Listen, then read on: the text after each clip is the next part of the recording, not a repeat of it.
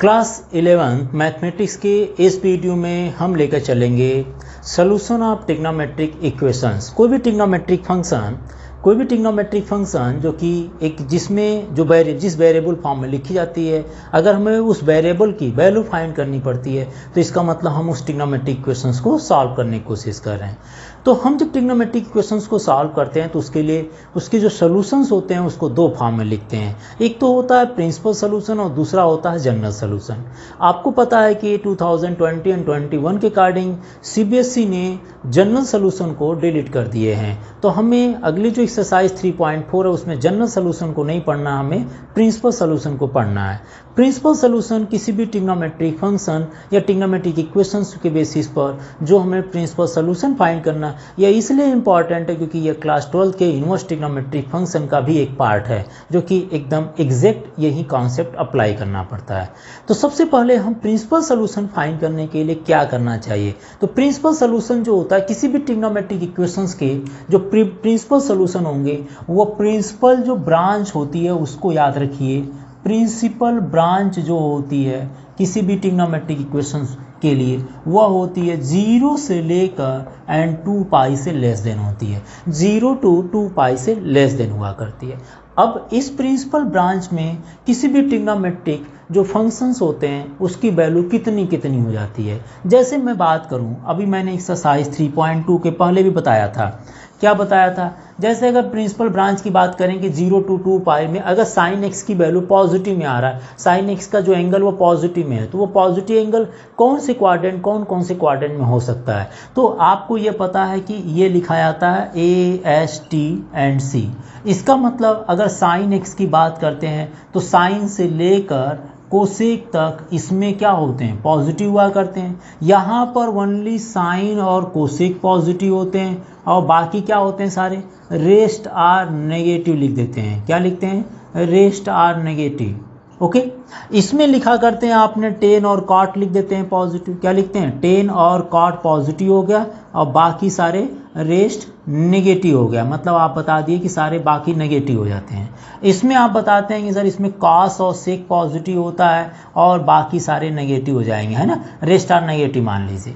तो अगर sine X की वैल्यू अगर आपके पास साइन एक्स मान लीजिए, साइन एक्स का प्रिंसिपल ब्रांच पूछा गया तो साइन एक्स की वैल्यू अगर पॉजिटिव दे दिया, जैसे दे दिया आपसे पूछ दिया गया कि find the value of principal values of sine x is equal to 1/2, तो आपको यह पता है कि 1/2 30 डिग्री की वैल्यू होती है। लेकिन प्रिंसिपल ब्रांच कहता है 0 से लेकर 2 पर, 0 से शुरू होगा और 2 पाई से लेस देन होना चाहिए। मतलब ये इंटरवल आपका प्रिंसिपल ब्रांच का होता है।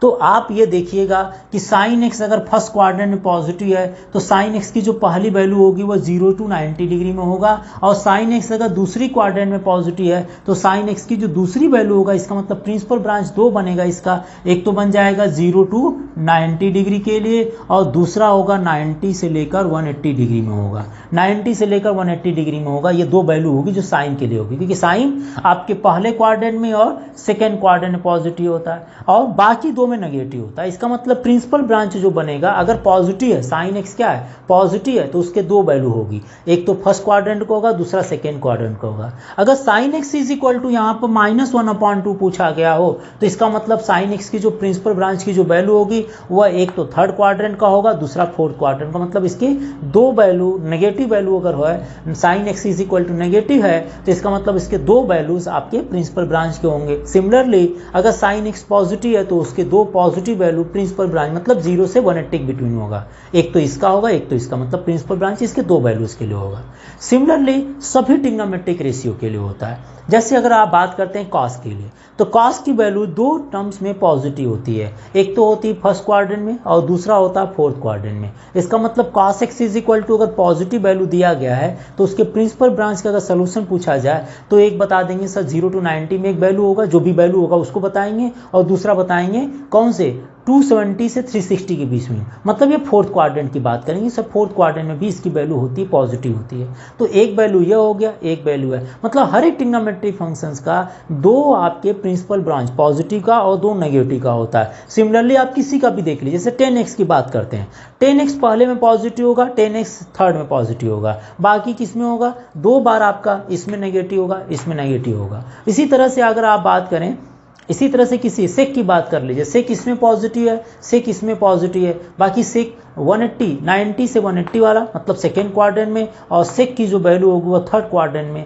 क्या होगा, नेगेटिव हो जाएगी। इस क्वाड्रेंट में सेक नेगेटिव है ना, बिकॉज इसमें तो 10 और कॉट पॉजिटिव है, तो सेक क्या हुआ, नेगेटिव हो गया। वैसे ही कोसेक की वैल्यू अगर पूछा जाए, प्रिंसिपल ब्रांच पूछा जाए, तो कोसेक की दो वैल्यू आप प्रिंसिपल वैल्यू लिखेंगे, कौन कौन से, एक तो पहले अगर पॉजिटिव है तो कोसेक की वैल्यू पहले क्वाड्रेंट का होना चाहिए, कोसेक की वैल्यू दूसरे क्वाड्रेंट का होना चाहिए। अगर cosec x is equal to जैसे -2 लिख दिया, -2 लिख दिया, तो इसका मतलब अगर नेगेटिव पूछ दिया, इसका मतलब हुआ कि कोसेक जो है थर्ड क्वाड्रेंट और कोसेक जो है फोर्थ क्वाड्रेंट की वैल्यू होनी चाहिए। यही आपके प्रिंसिपल ब्रांच होता है। इसका मतलब 0 से लेकर 2 पाई की बात कर रहे हैं, तो 0 से 2 पाई में हर एक ट्रिग्नोमेट्रिक फंक्शन की दो वैल्यू पॉजिटिव होगा और दो वैल्यू नेगेटिव होगा, जो कि उसकी प्रिंसिपल वैल्यू हुआ करेंगे। सारे ट्रिग्नोमेट्रिक फंक्शंस की बात कर रहे हैं, सारे ट्रिग्नोमेट्रिक फंक्शन की बात कर रहे हैं। जैसे मान लीजिए हमने अभी एक एग्जांपल लिए भी थे, sin x is equal to -1/2 ले लिए, ठीक है ना। तो आपको पता है कि sin x जो ना तो सेकेंड क्वाड्रेंट में पॉजिटिव नेगेटिव होता है ना तो फर्स्ट में, sin x पहली बार नेगेटिव किस में होता है, थर्ड क्वाड्रेंट में, sin x दूसरी बार नेगेटिव होगा फोर्थ क्वाड्रेंट में। तो 0 से लेकर 360 के बिटवीन sin x थर्ड और फोर्थ क्वाड्रेंट में नेगेटिव होता है। तो थर्ड क्वाड्रेंट को रिप्रेजेंट, आपको मैंने बताया था कि 270 और 90 मत कन्वर्ट करने की कोशिश कीजिए, आप कीजिए 180 plus theta, because third quadrant को 180 प्लस थीटा भी बोलते हैं और 270 माइनस थीटा भी बोलते हैं। तो 180 प्लस थीटा में कन्वर्ट करने पर साइन में बना रहता है, तो इसका मतलब -1/2 थर्ड क्वाड्रेंट में हो जाएगा, और इस क्वाड्रेंट को लिखा करिए 360 माइनस थीटा से। 360 माइनस थीटा में साइन बदलता नहीं है। तो अब जरा देखिए कैसे लिखेंगे इसकी प्रिंसिपल वैल्यू को। sin x is equal to -1/2 दिया है, इसका मतलब लिख देंगे 180 प्लस, बिकॉज थर्ड क्वाड्रेंट में नेगेटिव होता है साइन, तो मैं लिखूंगा 180 प्लस, और 1/2 कितनी डिग्री की वैल्यू होती है साइन में, आप बोलेंगे साइन 30 की वैल्यू 1/2 होती है, तो इसका मतलब साइन 180 प्लस 30 कर लीजिए, या आप लिख दीजिए साइन 180 प्लस 30 कर दीजिए। पहले इसको देख लें, तो x की जो वैल्यू हो गई 180 प्लस 30 इज इक्वल टू 210 हो गई। साइन 210 की वैल्यू -1/2 होता है। साथ ही साथ प्रिंसिपल ब्रांच 0 से 2 पाई की बात कर रहा है, तो साथ ही साथ आप फोर्थ क्वाड्रेंट को भी बताएंगे, क्योंकि साइन की वैल्यू फोर्थ क्वाड्रेंट में नेगेटिव है। तो आप फिर से लिखेंगे कि sin x is equal to -1/2 है, तो मैं फोर्थ क्वाड्रेंट के लिए लिखूंगा sine 360 minus 30 degree. Sine 360 minus theta is equal to, sine 360 minus theta is equal to plus minus sine theta हो जाएगा। Sine 360 minus theta is equal to minus sine theta, because 360 minus theta fourth quadrant को represent करता है। तो यहाँ 360 minus theta is equal to आपके पास हो जाएंगे माइनस साइन थीटा, तो माइनस साइन 30 दैट मीन्स -1/2 आ जाए। तो यहाँ पर वैल्यू कितनी मिल गई, 360 माइनस 30 इज इक्वल टू कितना आ गया, 330 डिग्री। किसके इक्वल आ गया, साइन x के लिए, तो x इज इक्वल टू कितना होगा 330 डिग्री। तो x की जो प्रिंसिपल वैल्यू आई वो दो क्वाड्रेंट में आई, कौन कौन सी, 210 हो गई, 330 हो गई।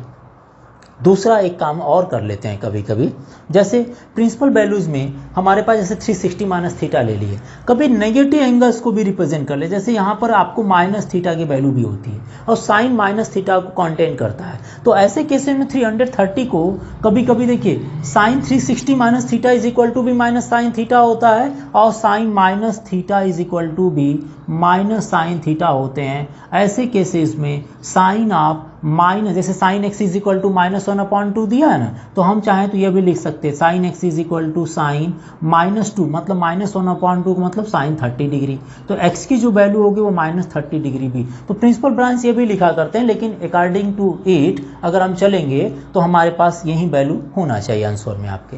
प्रिंसिपल वैल्यू वैसे वो भी आपके होती है, ठीक है। तो मैंने भी प्रिंसिपल ब्रांच की बात किया था कि 0 से 2 पाई में जिन क्वाड्रेंट के बारे में पूछेगा उनके बारे में आप बता सकते हैं। कुछ क्वेश्चंस लेकर चलते हैं ताकि ये टॉपिक क्लियर हो जाए। आप एक बार इसको ध्यान से देख लीजिए, मैं चलता हूँ एक्सरसाइज को लेकर के।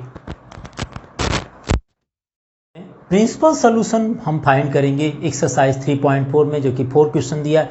Principal and general solution related topic according है, मतलब सीबीएसई ने 2020 एंड 21 के लिए अकॉर्डिंग क्लास 11 में जनरल सोल्यूशन को डिलीट किया है। तो मैं लेकर चलूँगा प्रिंसिपल सोल्यूशन, जो कि इन सभी ट्रिग्नोमेट्रिक फंक्शंस के या ट्रिग्नोमेट्रिक इक्वेशंस की वैल्यू फाइंड करनी है। सबसे पहले की बात करते हैं सोल्यूशन नंबर क्वेश्चन 1 की बात कर रहे हैं। जैसे सोल्यूशन 1 बात कर लीजिए, ठीक है ना। इसमें दिया गया है, पहला पार्ट क्या है, 10x is equal to √3। Principal branch के बारे में बताया गया था कि प्रिंसिपल ब्रांच 0 से लेकर 2 पाई होता है, जिसमें अगर हम अकॉर्डिंग टू क्वाड्रेंट लेकर चलें तो 10x की वैल्यू 2 बार पॉजिटिव और 2 बार नेगेटिव होती है। कौन कौन से क्वाड्रेंट में, देखिए ये याद रखिएगा, A, S, T and C।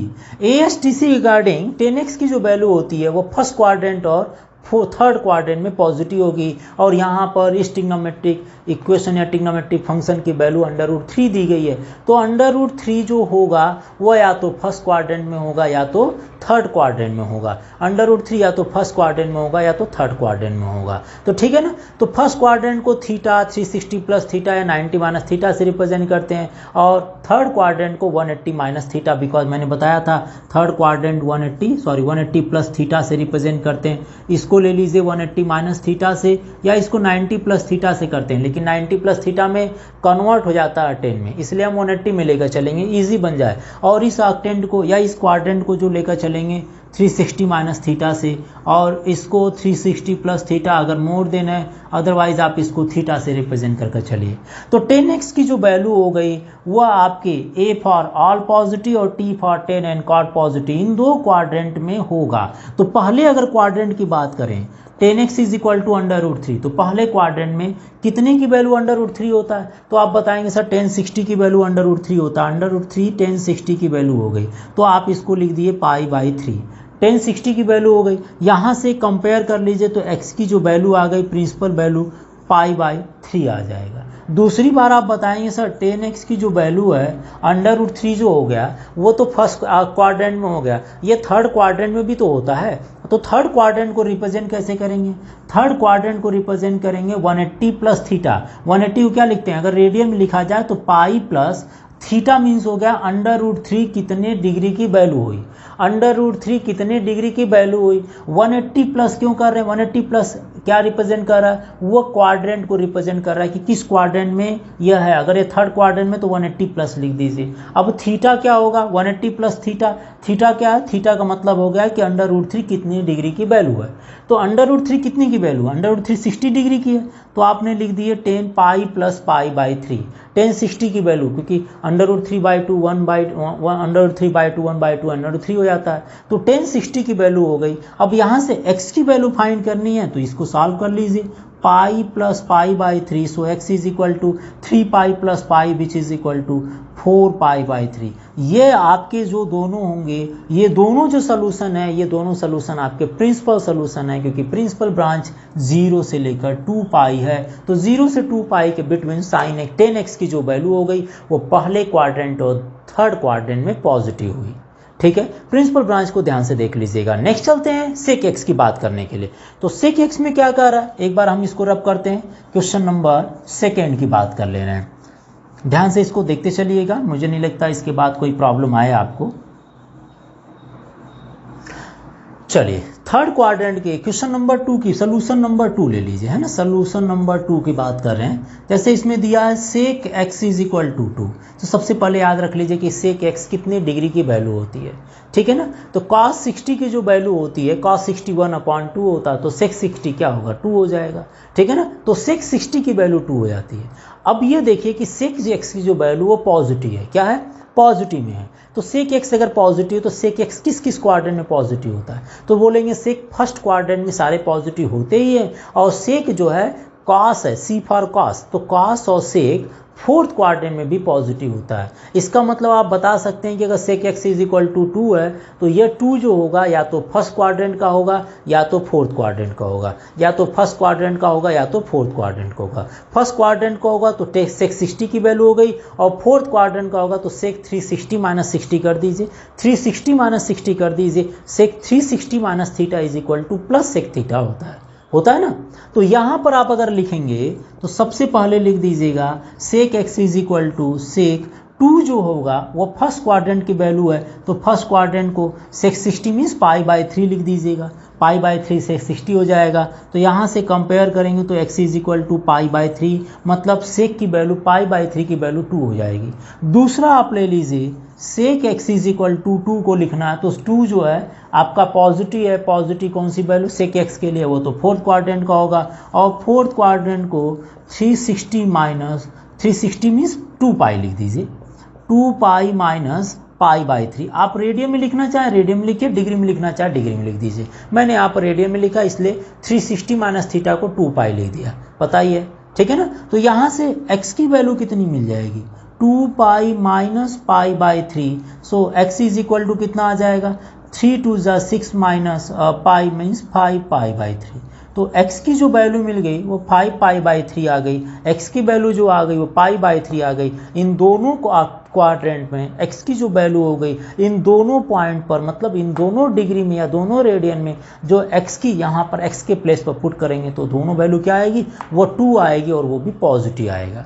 तो सेक 60 की वैल्यू आपकी 2 आ गई, ठीक है। अगले क्वेश्चन को चलते हैं लेकर। अब देखिए इसमें 2 पॉजिटिव दिया था प्रिंसिपल ब्रांच के लिए और 2 नेगेटिव दे दिया है, तो 2 नेगेटिव वैल्यू को भी देख लेते हैं। ऐसे कोई भी क्वेश्चन होगा आप इसको सॉल्व कर सकते हैं, बस एक बार ध्यान से क्वाड्रेंट को देख लीजिए और उनके प्रिंसिपल वैल्यूज को देख लिए। आपको पता है कि प्रिंसिपल वैल्यूज 2 पॉजिटिव 2 नेगेटिव होना ही है, तो 2 पॉजिटिव 2 नेगेटिव निकालना। सोल्यूशन 3 लेकर, सोल्यूशन 3 क्या है, सोल्यूशन 3 में अब देखिए ये दिया है cot x is equal to -√3, -√3। अब देख लीजिए कॉट की जो वैल्यू होगी माइनस की बात कर रहे हैं, तो कॉट जो माइनस होता है वो सेकेंड क्वाड्रेंट में और फोर्थ क्वाड्रेंट में। सेकेंड क्वाड्रेंट को 180 माइनस थीटा और फोर्थ क्वाड्रेंट को 360 माइनस थीटा से रिप्रेजेंट किया जाए, तो ऐसे में 2 वैल्यू होगी कॉट एक्स के लिए। क्या क्या हो जाएंगे, सबसे पहले लिखा जाए, सबसे पहले तो ये देख लीजिए कि √3 कितने डिग्री की वैल्यू है, तो √3 कितने डिग्री, 30 डिग्री की वैल्यू है। √3 कितने की वैल्यू, 30 डिग्री की वैल्यू है, तो 30 डिग्री को आप याद रखिएगा। अब हम लेकर चलेंगे cot x is equal to cot कितने में, सेकेंड क्वाड्रेंट में चलते हैं, क्योंकि सेकेंड क्वाड्रेंट में कॉट एक्स की वैल्यू क्या है, माइनस है, तो इसको लिख दीजिए कॉट पाई, बिकॉज 180 को हमने यहाँ पाई लिख दिए, पाई माइनस ये √3 जो वैल्यू है, पाई माइनस तो ये माइनस के लिए हुआ और √3 जो है वो π/6 के लिए हुआ। कॉस ये 30 डिग्री है ना, कॉट 30 की वैल्यू √3 हुआ। तो ऐसे केसेस में cot x is equal to cot, LCM ले लीजिए, यह आ जाएगा 6π minus pi which is equal to 5π। So x is equal to 5π/6 मिल गया एक क्वाड्रेंट। दूसरा जो मिल गया, दूसरा अगर बात कर लें कि कॉट एक्स की जो वैल्यू है -√3 में आ रही है, तो वह किस क्वाड्रेंट में होगा, तो आप बोलेंगे सर फोर्थ क्वाड्रेंट में। तो फोर्थ क्वाड्रेंट को लिख सकते हैं कॉट 360 को लिख दीजिए कितना, 2π माइनस π/, कितना 6 लिखना पड़ेगा बिकॉज कॉट 30, 360 माइनस 2π जो माइनस लगा है, 2π मीन्स 360 माइनस जो लगा है वो इस माइनस के लिए होता है और π/6 जो होता है वो √3 के लिए होता है। तो यहाँ पर 2π माइनस π/6 इज इक्वल टू -√3 हो जाएगा। तो इसको कंप्लीट कर लीजिए, तो यहाँ आ जाएगा कॉट एक्स, कॉट 6 2 जा 12π minus pi which is equal to कितना आ जाएगा 11π/6। तो x की वैल्यू अगर कंपेयर किया जाए तो यह आ जाएगा 11π/6। तो यहाँ से प्रिंसिपल वैल्यू 2 मिल गई, एक तो 5π/6 मिल गया, दूसरा 11π/6 मिल गया। π/6 से ये π/6 में चल रहे हैं कन्वर्ट होकर। तो कॉट एक्स की दो क्वाड्रेंट हो गया, सेकेंड और थर्ड क्वाड्रेंट है, जो दोनों वैल्यू है ये सेकेंड और थर्ड क्वाड्रेंट की वैल्यू है, ठीक है ना। अगले क्वेश्चन देखते हैं, एक बार क्वेश्चन नंबर लास्ट दिया है, इसमें क्वेश्चन नंबर 4 है, cosec x is equal to -2 है, तो इसकी प्रिंसिपल ब्रांच को बताना है आपको। प्रिंसिपल ब्रांच को हमेशा याद रखिए, 0 से 2π के बिटवीन हमें किसी भी ट्रिग्नोमेट्रिक फंक्शन की वैल्यू पूछी जा रही है। 0 से लेकर 2π के बिटवीन आपको किसी भी ट्रिग्नोमेट्रिक फंक्शन की वैल्यू फाइंड करेंगे जो कि उसका प्रिंसिपल ब्रांच हो जाएगा या प्रिंसिपल सोल्यूशन होगा। तो हम चल रहे हैं एक बार सोल्यूशन नंबर 4 लेकर। यहाँ पर आपसे पूछा गया है cosec x is equal to -2 है। आप सबसे पहले ये तो देख लीजिएगा कि 2 जो है कितने डिग्री की वैल्यू है, तो साइन 31/2 होता है, तो कोसेक 30 कितना होता है 2। इसका मतलब 2 जो है 30 डिग्री की वैल्यू है। अब माइनस की बात करते हैं, माइनस कोसेक कहाँ कहाँ होता है, कोसेक एक्स माइनस किस किस क्वाड्रेंट में होता है, तो आप बताएंगे सर कोसेक एक्स थर्ड और फोर्थ क्वाड्रेंट में माइनस होता है, बिकॉज थर्ड में ओनली टेन और कॉट पॉजिटिव होते हैं और फोर्थ में कॉस और सेक पॉजिटिव होता है। तो थर्ड क्वाड्रेंट में कोसेक माइनस होता है, फोर्थ क्वाड्रेंट में भी कोसेक माइनस होता है। थर्ड क्वाड्रेंट को 180 प्लस थीटा, फोर्थ क्वाड्रेंट को 360 माइनस थीटा से रिप्रेजेंट करेंगे। तो चलिए लिखते हैं। सबसे पहले थर्ड क्वाड्रेंट में अगर ये होगा तब थर्ड क्वाड्रेंट को बोलते हैं 180 मीन्स पाई, 180 प्लस थीटा, थीटा मीन्स हो गया 2, तो 2 कितने डिग्री की वैल्यू है, मैंने बताया 2 30 डिग्री की है, 30 डिग्री मतलब पाई/6 हो गया। तो यहाँ से आपको मिल जाएगा x is equal to pi plus पाई/6, x is equal to 6 pi plus pi means 7 पाई/6 हो गया। दूसरा देखा जाए तो cosec x is equal to minus जो होगा वह फोर्थ क्वाड्रेंट में होगा, तो फोर्थ क्वाड्रेंट को क्या लिखते हैं, फोर्थ क्वाड्रेंट को लिखते हैं 2 पाई माइनस थीटा या 360 माइनस थीटा। तो मैं यहाँ लिख देता हूँ cosec 360 minus theta means 2 pi minus theta is equal to आपकी कितना है, थीटा मीन्स 2 कितने डिग्री की है, पाई/6 की वैल्यू है, तो 2 पाई माइनस पाई/6 हो जाएगा। तो यहाँ से कितना मिल जाएगा, देखिए 2 pi minus theta 360 minus theta is equal to क्या आ जाएंगे, माइनस कोसेक थीटा आ जाएगा। तो यहाँ से मिल जाएंगे x is equal to 2 pi minus पाई/6, x is equal to 6 2 12 pi minus pi which is equal to 11 पाई/6। तो इसके प्रिंसिपल ब्रांच आपके दो मिल जाएंगे, 7 पाई/6 और 11 पाई/6, कोसेक की वैल्यू ना इस और इस क्वाड्रेंट में, इस और इस क्वाड्रेंट में आपकी वैल्यू हो गई।